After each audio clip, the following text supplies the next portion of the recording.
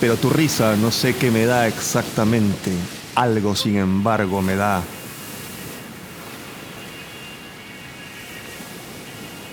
O tu risa es como cuando estaba ácido frente al mar y pudo ver, te lo juro, tallos, flores y luciérnagas naciendo entre las piedras que forman al indiferente malecón.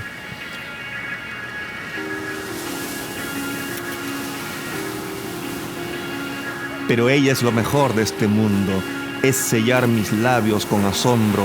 Tu risa es como las curvas del océano roquero o estos poemas ardiendo sobre el asfalto camino a las playas.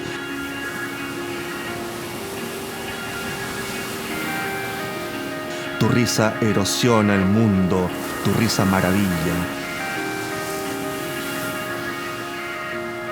Así como par de gaviotas o trirremes sobre quienes tú y yo violábamos el aire hasta descorchar al sol fanta.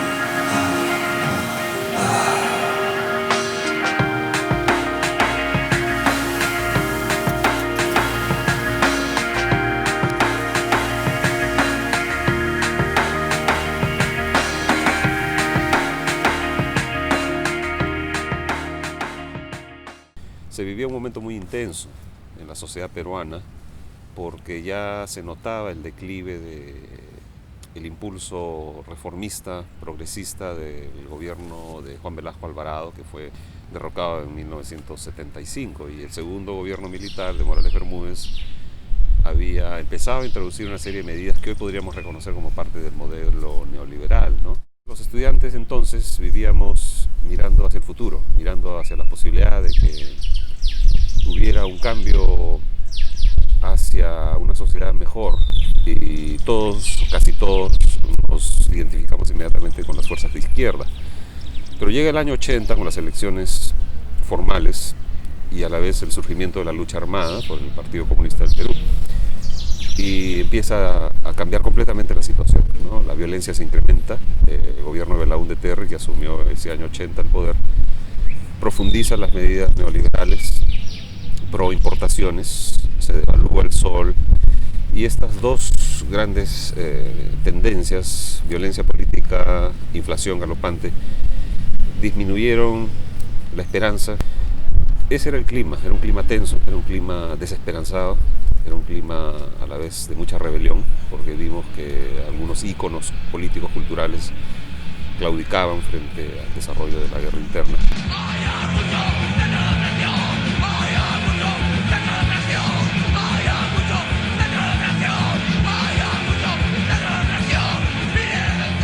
En esos años ya Sendero había iniciado la lucha armada y la izquierda había explotado, como era en el caso de Ari, y se dispersaron las fuerzas de esos momentos, y el contexto era que se avecinaba una guerra sucia, pues, o sea, vino después lo que era la represión indiscriminada de parte del gobierno de Belaúnde y de Alan García. Belaúnde es el que más ha habido más bajas en la parte civil, y después, claro, viene Alan García, ¿no? La represión era sobre todo, tenía un tono racista y también tenía un tono fascista, ¿no? Porque se perseguía a los jóvenes, sobre todo, y a los jóvenes provincianos, y a los jóvenes que estaban en universidades estatales, ¿no? Y al cual se le tildaba de subversivos, sea cual fuera su opción de estudios, ¿no? Podía ser prácticamente un ingeniero, o estaba estudiando sociología, ¿no? Como en mi caso. Pero bueno, esos años eran altamente políticos de parte de los jóvenes, y era un caos total, ¿no? Había un desgobierno total, o sea, y la crisis también se acentuó bastante, ¿no? Todavía la izquierda estaba en ese momento, o los movimientos sociales todavía eran dirigidos, ¿no?, por la izquierda, influenciados por la izquierda, porque después, obviamente, en los 80, viene una fractura, ¿no? Por un lado, Sendero atacaba a los dirigentes de izquierda y el Estado barría con todos, pues, ¿no? El Estado no tenía compasión por nadie, ¿no? Y ahí fueron, pues, las masacres de los pueblos, y a la vez se hizo una forma de genocidio, ¿no?, al interior del país. En ese caos, pues, el discurso de los jóvenes era todavía una propuesta, ¿no?, una salida. Y eso era, pues, si no era político, por lo menos era por el lado cultural, por el lado de la poesía, por el lado del arte, ¿no? Y solo me voy quedando, aturdiéndome ante el desayuno y el responso que estoy escribiendo con dificultad por el parpadeo de la vela. Estoy condenado a muerte. Han arrojado mi sombra al mar. Estoy divinamente desolado. Mi alma se queja como un torrente y me dice expirando: ¡mátate! Y mudas piedras rodarán sobre las calles como una escuadra preparándome una celada, a plena luz del día, con guardias de tránsito y helicópteros de papel. Me detienen, me botan, me organizo y vago en plazas y barrios demoliendo las gordas columnas de la justicia, mientras mi banda se aleja en tierra, en humo, en polvo, en sombra, en nada.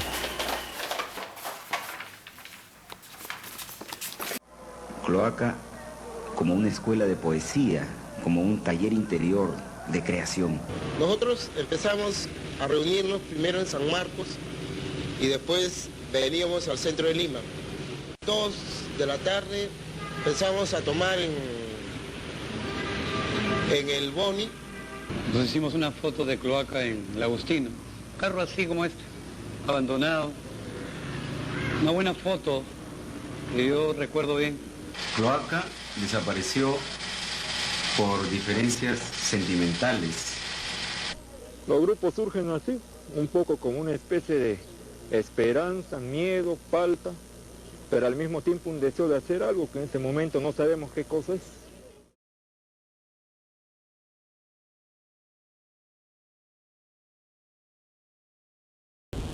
Yo pienso que la crítica no es algo que sea imprescindible.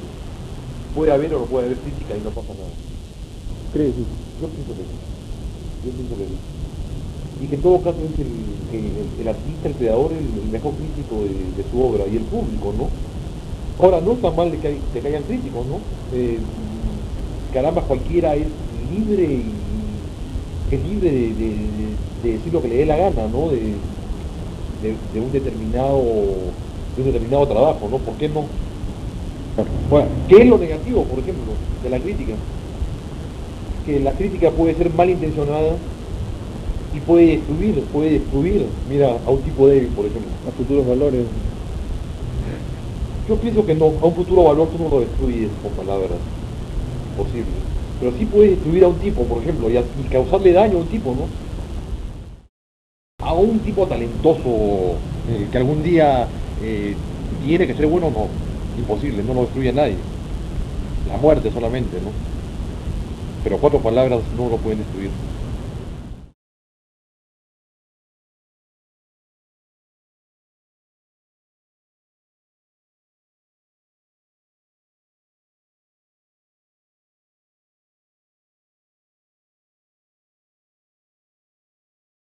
El nombre Asalto al Cielo viene de una frase famosa de Carlos Marx en referencia a los obreros de la Comuna de París en 1871, ¿no? Cuando Marx declara que en la rebelión de la Comuna los obreros tomaron el cielo por asalto. Y eso nos pareció a nosotros no solamente una hermosa metáfora de la revolución, sino también de una actitud poética por excelencia, ¿no? La poesía es eso, es tomar el cielo por asalto e instaurar ese reino en la tierra, que es la lucha constante de todo poeta con la realidad.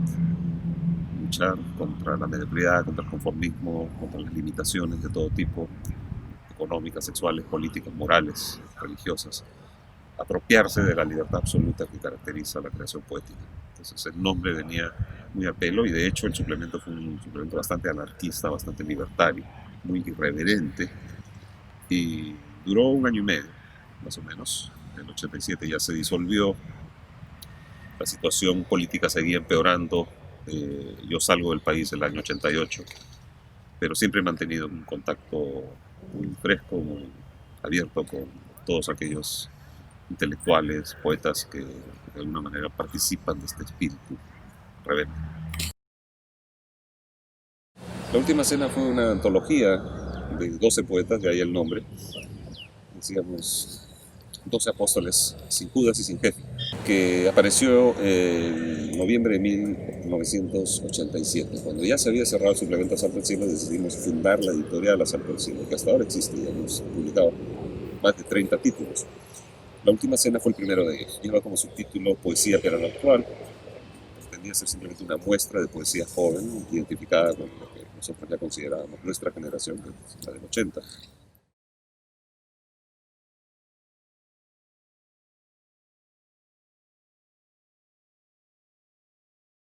En el país de las pesadillas, la pobre Alicia no tuvo ocasión de experimentar con su lógica. Empequeñeció realmente al disminuir de tamaño. La espantosa reina de corazones era allí un cero a la izquierda, el terror, la otra cara de la apatía, embotaba el ingenio en lugar de constituirlo, y a sus espaldas un espejo roto por el que le era imposible regresar, la abandonaba a 7 años de mala suerte en el mundo del divorcio, de la poesía y del absurdo, porque hay delirios prosaicos.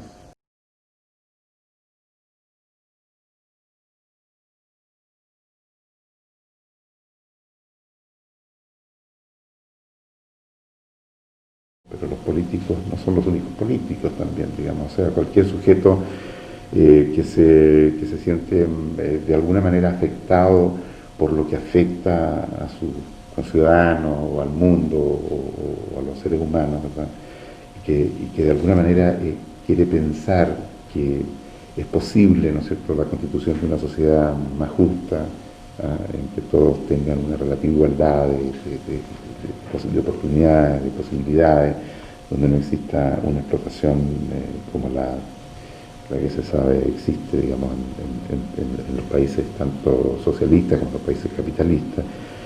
Entonces, bueno, una persona que se preocupa de eso, que siente que eso es muy importante para uno y para los demás, evidentemente lo incorpora a su trabajo si hace un discurso poético como en mi caso. Por ejemplo, hay poemas en la Casa de las Américas, en Poesía de Paso, hay un largo poema que yo escribí en la época de una de las 3, creo, derrotas electorales de Salvador Allende, cuando yo de alguna manera me sentía comprometido con el Partido Comunista en la empresa de acompañar a este candidato o acompañar el nombre de este candidato. ¿Te ríes, no? ¿Por qué? Bueno, porque eran cosas un poquito ingenuas, ¿verdad?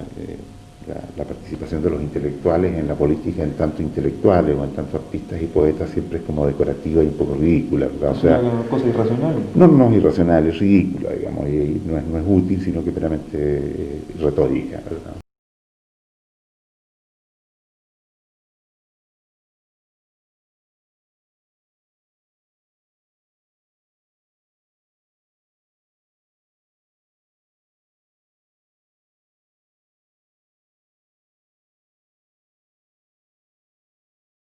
El ejército es la marginalidad, son los tipos que no están integrados culturalmente en este país, ¿no es cierto?, que son seres incultos, que están remedando dificultosamente ideologías foráneas, ¿no es cierto?, es decir, el nazismo y el fascismo adaptados a circunstancias puramente castrenses, ¿no es cierto?, es decir, oportunistas que dan golpes militares porque tienen las armas, personas, ¿verdad?, es decir, impresentables desde el punto de vista intelectual e incluso moralmente. Como Puré y todo, ¿no? Bueno, esos Puré también van en ese paquete, digamos. Pero bueno, a lo mejor ellos son los marginales, digamos, ¿no? O sea, hay tanta gente que en este país, digamos, lo representa de otra manera. ¿no? Sin capa y espada, digamos, ¿no? Y sin los anteojos oscuros y la pistola que tiene en el trasero, ¿verdad? Ni en las cámaras de tortura, ni en las cárceles secretas, o sea, hay mucha gente, ¿no?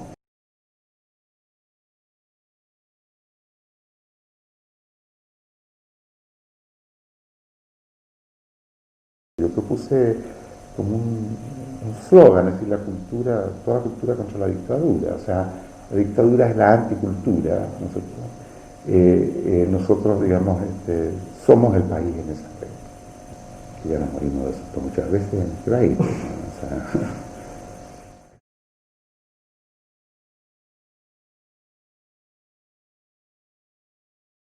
había ganado el premio Copé de poesía y con eso pues dije mejor voy a ver Europa, ¿no?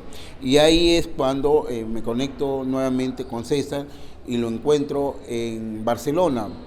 Yo había ido a Madrid, entonces me voy en un bus hasta Barcelona y ahí nos encontramos, ¿no?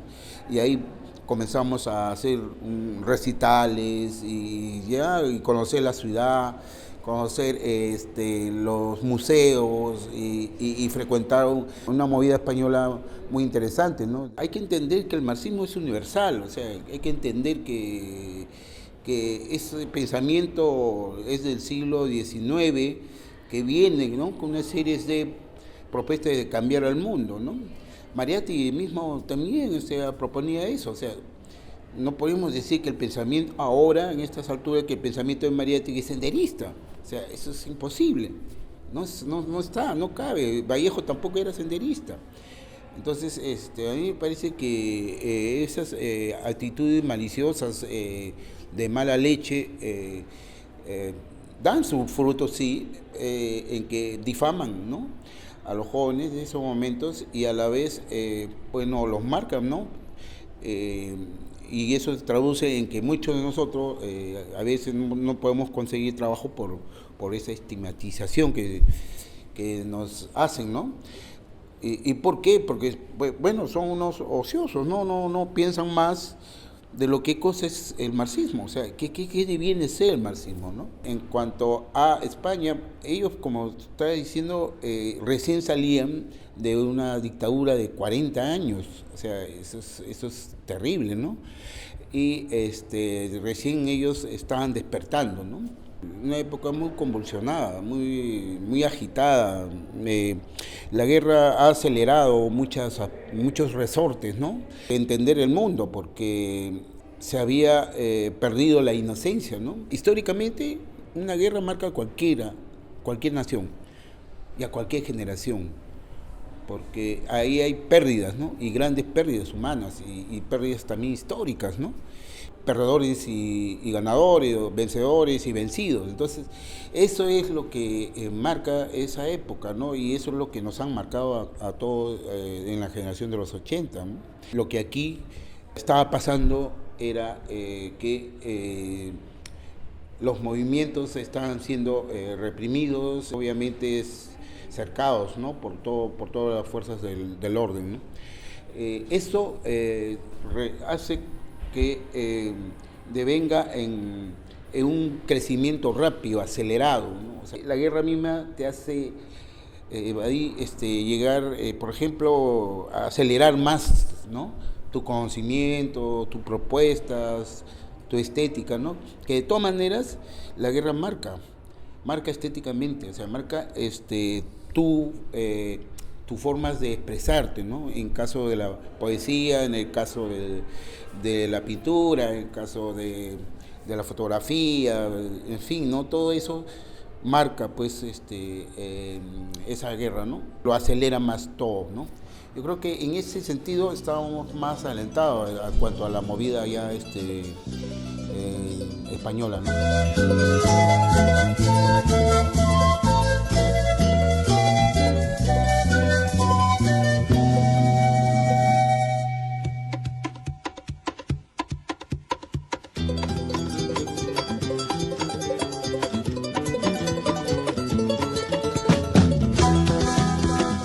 ¿Para quién o para qué puede servir una exposición como la que tú vas a presentar ese día? Sí, a mí me gusta la idea de que es una exposición para la gente que va a pasar por la calle. La gente que me conoce va a pensar, este es el mismo Juan Javier de siempre que no ha hecho nada nuevo. Pero la gente que pase por la calle, espero que piense, ¿dónde ha estado metido este huevón? ¿Por qué en la vida que tengo nunca he visto algo hecho a mi medida? Va a ser rara, porque su forma es rara, pero a la vez va a ser familiar, porque también su forma es familiar.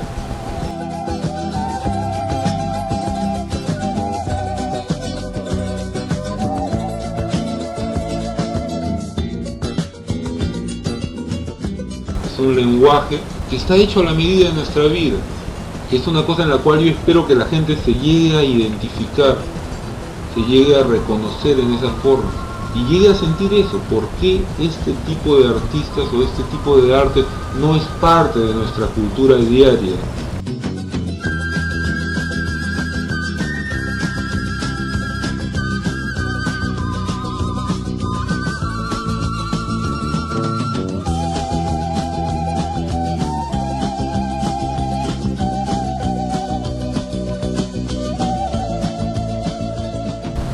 ¿Por qué no puedo vivir estas cosas? ¿Dónde están escondidas? ¿Por qué no existen en mi vida cotidiana?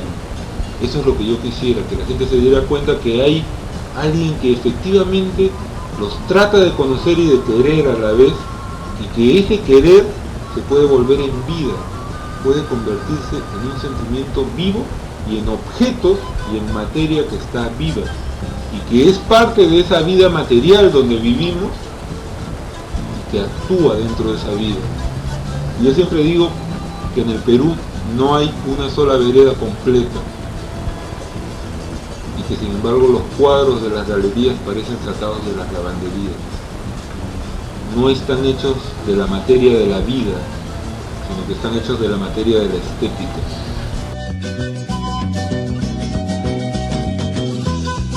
Hay cuadros que hacen milagros, hay miles de explicaciones al respecto, pero indudablemente hay cuadros que hacen milagros. Y ninguno está firmado, no hay ninguno que haya sido hecho por un pintor profesional. Hay millones, miles de pintores profesionales, pero nunca ninguno ha podido hacer un cuadro que hiciera milagros. Entonces, con el grupo que trabajaba en Huayco, decidimos hacer un cuadro para hacer milagros. Hicimos un cuadro y el cuadro ha hecho sus milagros. Pero cuando se terminó este trabajo, el grupo explosionó, todo el mundo se disparó y fue como que este trabajo hubiera costado la vida del grupo, ¿no? Y a la vez tampoco nadie lo firmó, porque se da cuenta como una cosa por...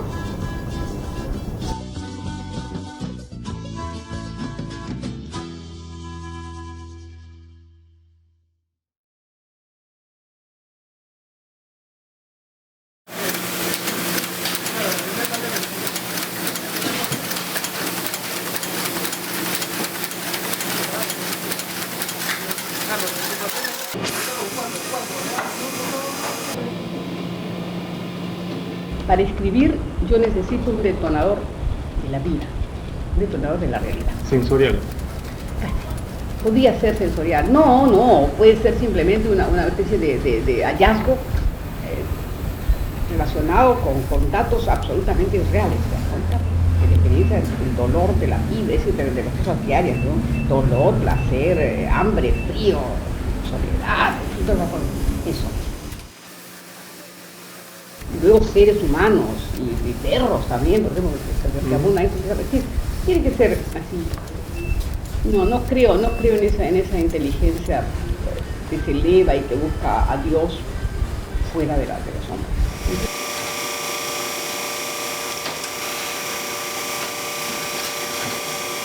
No, hay la conciencia moral, me refiero. Hay la conciencia que podría ser puramente,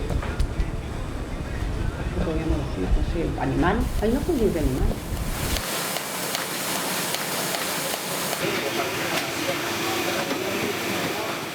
Yo soy muy incrédula. Yo creo que se puede tener en esta vida todas las experiencias, aún sin moverte de tu casa. Es otra cosa, a través del pensamiento.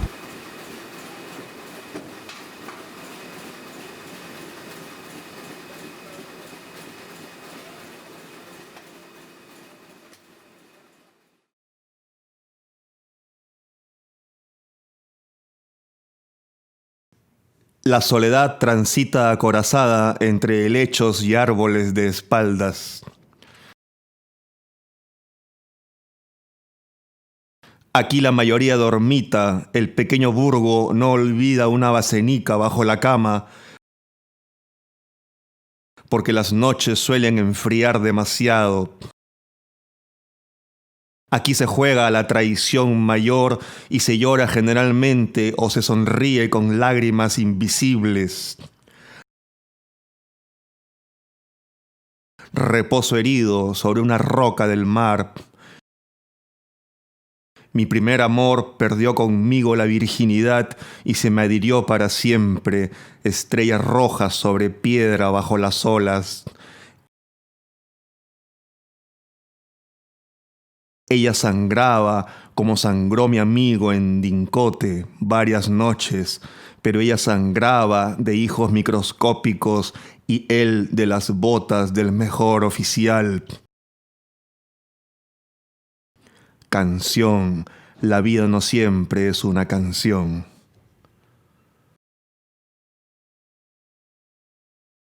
Hay algunos también que estaba encontrando que no habían, que no están en la compilación, que estaban en el primer proyecto así de 2000 páginas más. Y esta me gustó también bastante. Esta selección de poesía por 28 julio, pero es claro, era selección de poemas nada más, ¿no? Con la foto. A mí me parece, ¿no? Que en todos los artículos hay una propuesta gráfica que dialoga muy bien con la concepción del artículo, con la concepción de la entrevista, en fin, ¿no? Ahí habría que preguntarle a César si él tenía algún tipo de injerencia también en el diseño de la página, porque de todas maneras siempre estos artículos están así acompañados de algunos elementos interesantes en términos gráficos, ¿no? Hablando de la utilidad, digamos, de esta compilación también, yo me acuerdo haber utilizado, por ejemplo, para investigaciones, para artículos, las entrevistas como las de Washington Delgado, la de Cornejo Polar, ¿no? Dentro de toda esta reflexión sobre la importancia del libro, a lo que iba también es, dentro o a partir de este libro tenemos una imagen también de la persona que está detrás, ¿sí? Y que creo que es interesante ver a esta perspectiva, este compromiso, esta preocupación permanente, que es algo que se ve no solamente en el trabajo de César como periodista, en el trabajo de César como poeta, sino también en el carácter, en la persona de César cotidianamente. Es decir, es una persona que también diría, es decir, casi hasta me podría imaginar que sus entrevistas tienen una semejanza con sus diálogos con sus amigos, ¿no? Es decir, esta insistencia, este ser así punzante, ir sobre una idea y volver a insistir, ¿no? Es decir, que es finalmente una forma de plantear un compromiso que, es decir, con aquello que asume, con aquellas tareas o preocupaciones que lo embargan, que lo envuelven, pues sí, constante, permanente y diríamos sin medias tintas en ese sentido, ¿no? Entonces creo que hay una coherencia bastante importante entre todas esas dimensiones de su trabajo y de su persona, ¿no?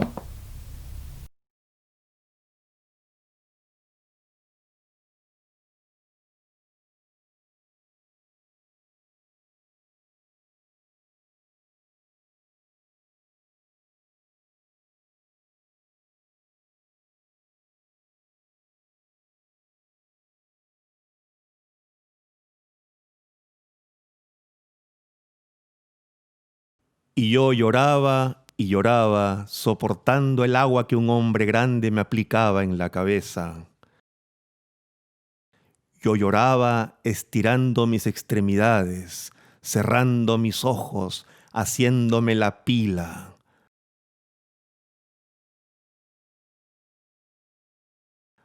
De niño dependía tanto de mis padres que de grande los quise olvidar.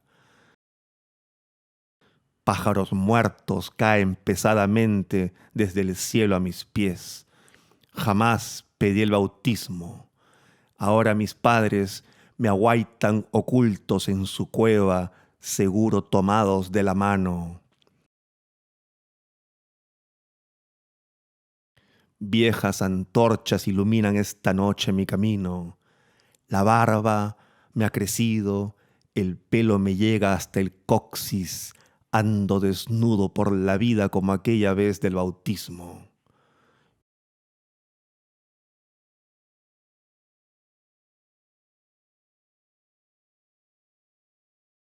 Yo nací un 25 de febrero. ¿A dónde irán a parar mis huesos quebradizos y mi pene? Tormenta y maremoto.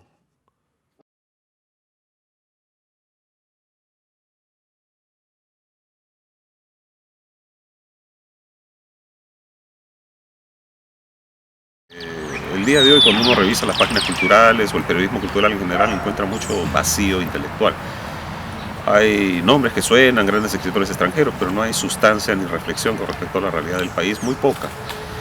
La virtud de las entrevistas y reportajes de César Ángeles en este libro es que constituyen un termómetro de qué pasaba en la cultura del país, la cultura oficial, hay que decirlo, la cultura letrada, porque César no es antropólogo ni etnólogo, pero sí es un poeta y un periodista con enorme sensibilidad para captar el espíritu de la época, y lo más interesante de estas entrevistas es que son muy puntillosas, no son complacientes en absoluto, entonces ponían en aprietos a los entrevistados y resultaban siendo muy divertidas y a la vez muy ilustrativas de las posiciones de cada uno de estos intelectuales, escritores, poetas, historiadores en ese momento tan importante de la historia peruana, ¿no? Tan importante y tan difícil. La poesía de César Ángeles siempre ha sido irreverente, siempre ha sido desenfadada, siempre ha sido iconoclástica y no ha concedido reverencias ni sumisiones a los caciques culturales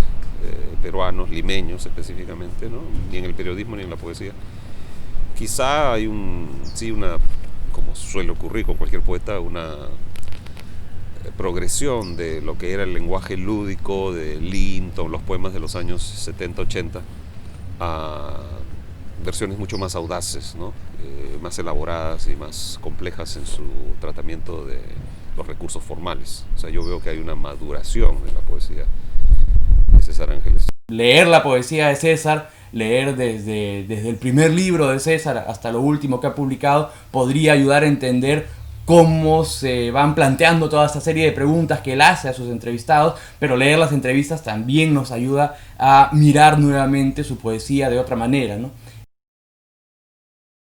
En el caso de este libro, lo que se ve es que no es solamente un juicio estético, sino es un juicio estético, un juicio político, un juicio ético, es decir, es un diálogo muy intenso finalmente con las demandas de la sociedad hacia el arte, podríamos decir, ¿no? Ese espíritu desafiante, ese espíritu irreverente, cuestionador, que puede poner en aprietos a los lectores o a los entrevistados. Es decir, uno es poeta en todos los ámbitos, no necesariamente uno tiene que ser poeta en los textos poéticos y un periodista muy formal en ese campo, ¿no? En tu caso yo creo que hay un entrecruzamiento importante en el cual la realidad nutre la poesía y viceversa, siempre con ese espíritu de creatividad, originalidad y sobre todo con humor, cosa que muchas veces no existe ni en la poesía ni en el periodismo.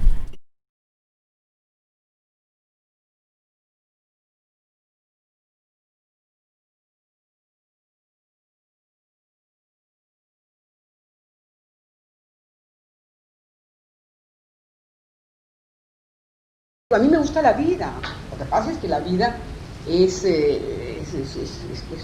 una cosa es la vida pensada y otra cosa es la vida vivida, ¿te das cuenta? ¿No? Una cosa es el deseo de la vida y otra cosa es la vida que te toma del cuello y te zamaquea, ¿no? O sea, si yo viviera como de poesía, yo me habría muerto hace tiempo, ¿no? O me estaría encerrada en un manicomio o algo así, imagínate.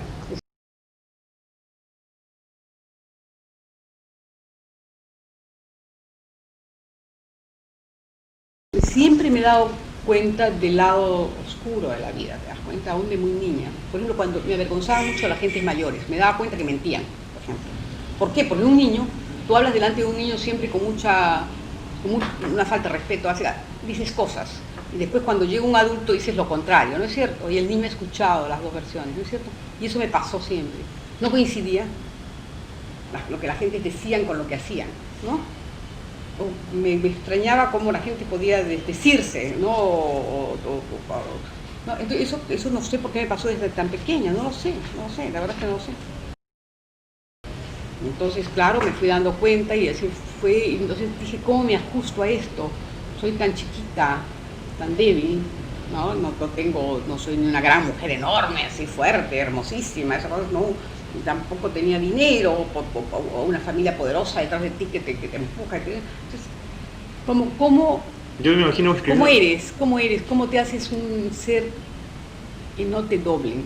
¿Cómo haces para que no te destruyan? ¿Ah? ¿Te proteges? Claro, te proteges con el humor, con la cosa satírica seguramente, ¿no? Y después te proteges con la verdad, con tu verdad. ¿Tú has llorado cuando has escrito algún Algunas poema? veces sí. Generalmente, por lo menos no llorando con lágrimas, pero sí con la nariz húmeda. Entonces esa cosa de la emoción a veces que te tapa la nariz un poco, ¿no? Esa cosa pero a veces he escrito, por ejemplo, con mucha, por ejemplo, este otro poema, por ejemplo, en Malevis, no, es como cantando, ¿no? Como un juego. Con mucho humor, así siempre. El humor no me abandona. Humor negro, ¿no?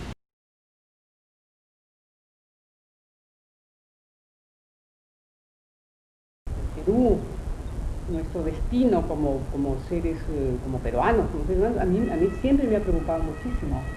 Y además he tratado de ser muy honesta y saber por qué no me interesaban ciertas cosas del Perú, por ejemplo. ¿Te das cuenta por qué no me sentía próxima a ciertas cosas?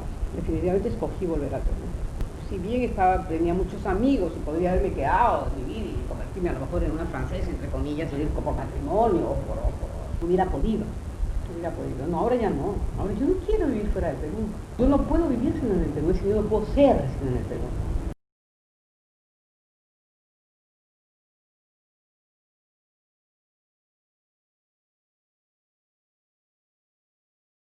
Pues el libro se presenta el día jueves 3 de diciembre en la feria de Miraflores Ricardo Palma.